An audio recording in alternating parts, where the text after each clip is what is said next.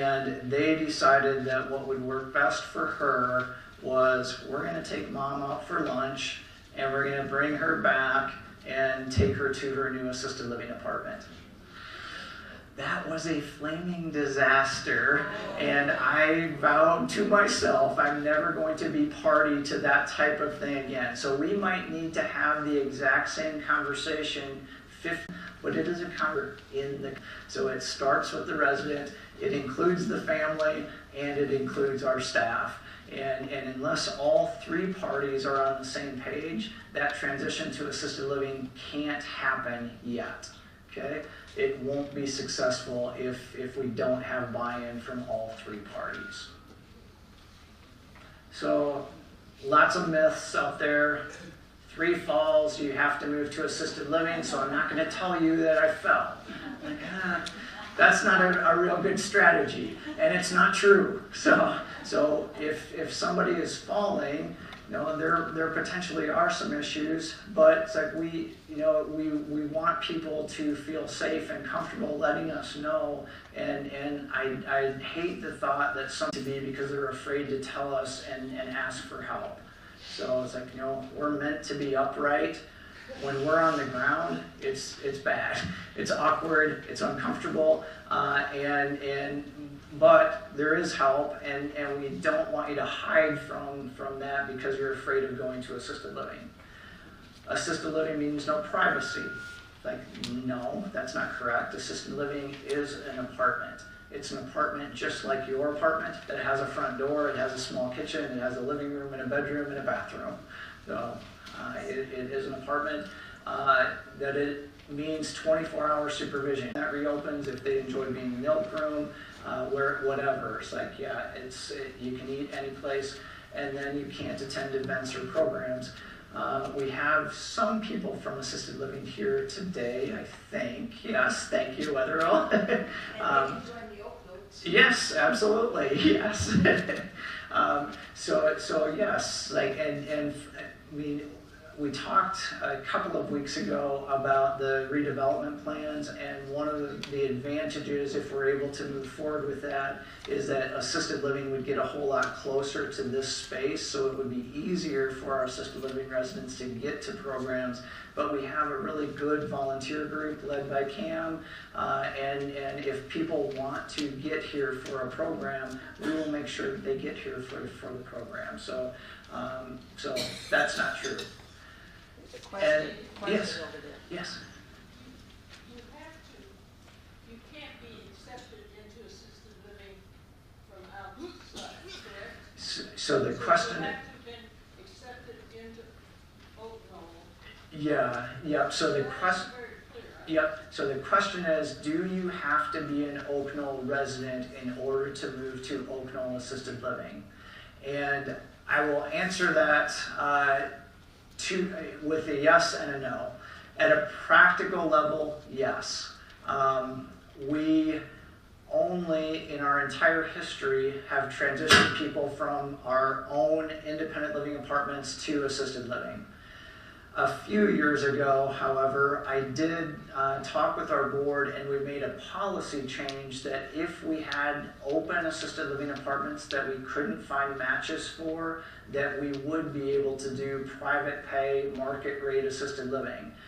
At the time that we made that policy change, we had about 8 open assisted living apartments. So out of 37, we had 8 spaces that were open, and nobody within independent living that was willing to accept that transition at that particular point in time, and that's kind of a foolish loss of resources.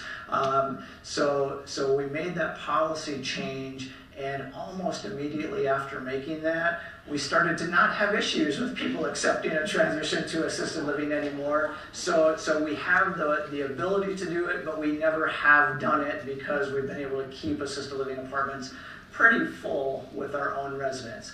Today, out of the 37 spaces, there are 3 apartments that are currently open and available for transitions. There is 1 active transition in process, so that person is already committed to a specific apartment. We're in process of replacing flooring and repainting the apartment for her, and then she will transition probably within the next few weeks.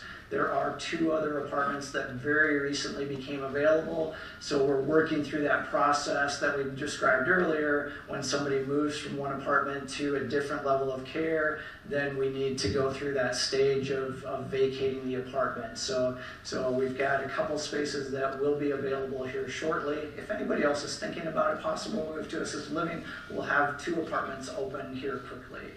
And then the final myth that letting go of your things and downsizing from this much space to this much space drastically changes somebody's life.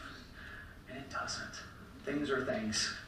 It's like, and it's hard to see sometimes that people won't give up the things to accept the care that they really would benefit from. But again, everybody has to be on the same page in order for that transition to occur. This is just a floor plan of a typical assisted living apartment. This is what we have the most of currently. It is and so you walk in, there's a kitchen area, living room space. There is a physical separation between the living room and the bedroom, and then you've got a bathroom with a walk-in shower. So a very simple, basic floor plan, and this is what we have the most of. There are some apartments that are larger than this, a handful of them. There are a handful of apartments that are smaller than this, and the major difference with the efficiency would be there isn't a wall here. So it's just basically kind of one room that would be living rooms and then transition to bedroom space. Okay. I realize I'm not going to go through this data, but it's like very early in the presentation when I talked about 32% of our residents only lived in independent living. This is kind of that information. I just wanted to include it with the packet for you so that you have it. I find it interesting. The average age that people typically transition to assisted living is around 88 to 89 years old. And again, that is just an average. But just for what it's worth, yeah. I'll stop because I ran out of slides. Do you have questions? Yeah.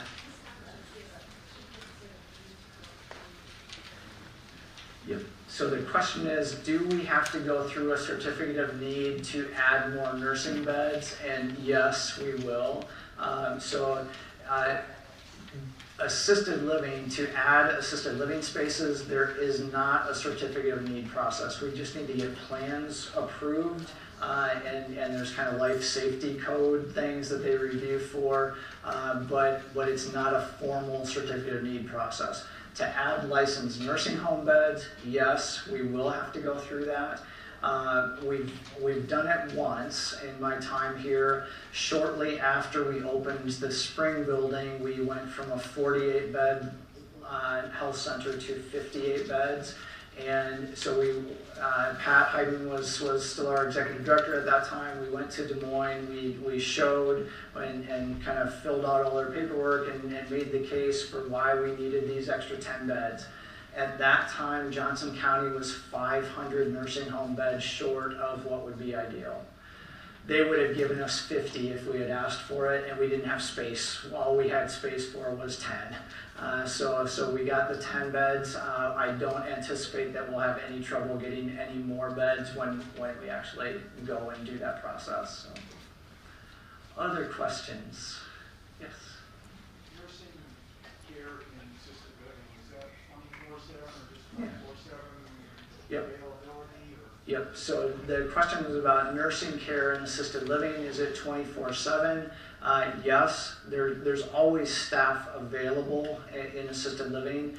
And actually the nurse who responds to emergencies throughout the building for the evening and night shifts actually comes from assisted living. So, yep. Yes. Yes. Has there ever been a discussion among the staff about having call buttons around the neck when you don't have emergency pull cords in your bathroom or something? And I speak from University Way. Yep. Yep. So the question is about, it's like residents wearing personal devices, call support devices. Yeah. So that is something that's like, there's, all of you probably see, TV commercials about Lifeline or different things like that. We always would recommend, if you feel like that would benefit you and you would have peace of mind from doing that, please do. Our social workers can help you select a tool that's going to work best for you. So Sarah Neary would be. It goes through Mercy's Lifeline service, but it comes right back to our staff as the responder. So, yeah. Other questions? Anything else on your minds? Yes. I'll come back, Kathy. You talk about the health center for people who are coming back from surgeries and so forth. What if you had acute illness, like a really bad bout of flu, Yep. or you had an upper respiratory infection, and just didn't feel right to be at home alone? Yep. How do you handle that? Yeah, so the question is about acute illness. So you're an independent living person, you're just sick. And it's like, how do you take advantage or get admitted to the short stay unit, essentially? The short stay unit is part of a licensed nursing home. We can't have people just drop in and I'm not feeling well, so I'm going to go spend the night in the short stay unit. You have to have seen your doctor, and your doctor has to give us an order for a nursing home stay, or I mean, it can be just even a respite stay or something like that, but we have to have an order from your doctor. So it's like, sometimes people get frustrated by that. They think that, it's like, I'm a resident here, I can just drop in and sleep in the short stay unit and then go back to my apartment. It doesn't work like that. We have to do a formal admission. We have to do, paperwork on you as an admission into a nursing home, and we have to discharge you.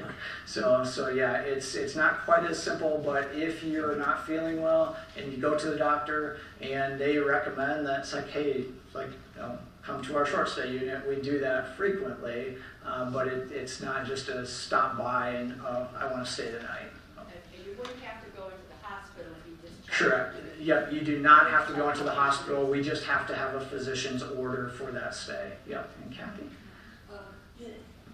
Under fees and so forth, we currently pay, I don't know exactly what we call it, but the fee for Common area, space, yes. common areas. Yes.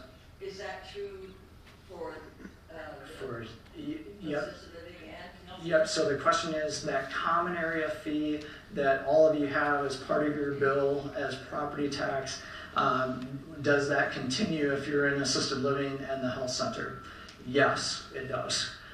Because we know that our assisted living residents and our health center residents use the common areas just as much as maybe not just as much, but they still have access and do use them.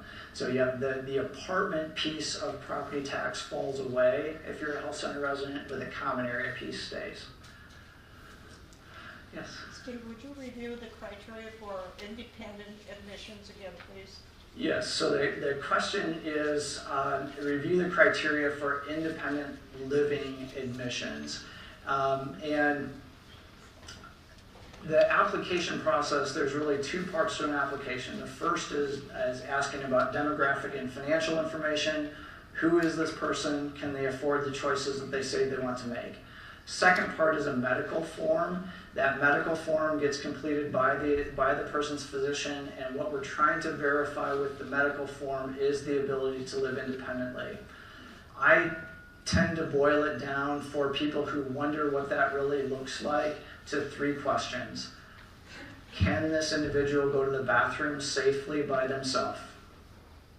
Can they bathe safely by themselves? And if it's a two-person household that I'm talking with, if their spouse or partner was going to be away for a few days, is there concern about the safety of the person that they're leaving behind? Those are kind of the key questions in my mind for what determines independence. And trying to boil it down to its essence. So, yes, Joan. I was thinking about the answer to that. One of the advantages here is Yes. And if we had someone in that situation, we could always ask for help from them hourly or daily or whatever we would need. Correct. So that's then for me. Yep. Thank you, Joan. So just a comment about, it's like we have the ability here now to have at-home care by Oaknall staff. We do have a home care program. When there is a need, I just want you to be aware, it's like there is a slight kind of matchmaking process that has to happen. So you've been going along as an independent living person, and then suddenly now I have a need and I'd really like help, and I want 4 hours of help a week. And it might be laundry or grocery shopping. It takes a little bit of time to find the right match with staff availability to fill that need. But within really just a couple of weeks, Brittany tends to be able to give that person, that new client, exactly what they need. So, yeah. Any last questions? Yes? What are you gonna do about the availability of qualified help? So the question is, what are we going to do about the ability of qualified help? I wish I had the magic wand and could answer that. It's like is primarily in dining services and in nursing. Our reliance on agency staff is very low right now. It's like we've seen that decrease steadily over the last 6 months. So we've been able to hire and retain people that are Oaknall employees to care for our residents. And largely have solved that issue, at least for now. But there is a huge challenge within the broader Iowa City community. My wife works 50% time at university hospitals, and pretty much every Monday morning she's facing a new batch of traveling nurses to get them oriented to the university hospital. And it's like I asked her, it's like, what's a typical class size, or how many people are you in front of? And it's like it varies anywhere from 12 to about 20 each week. But every week the university is bringing in a new group of traveling nurses. I heard somewhere in the last month or so that they're about 700 nursing positions short of what would be the hospital. I drive to church, which is out in North Liberty. I drive right past the new hospital building that's going up, and it's like, yeah, it's a huge challenge for our community and our nation. Actually, we're just not producing nurses as quickly as we need them, and lots of good nurses are leaving the profession because of the experiences. I mean, it's a hard job to begin with, and then you layer that with the experiences we've had over the last 3 years. And it's not surprising that people are leaving that profession, but hopefully we've got a group of young people that are ready to move into those jobs before too much longer.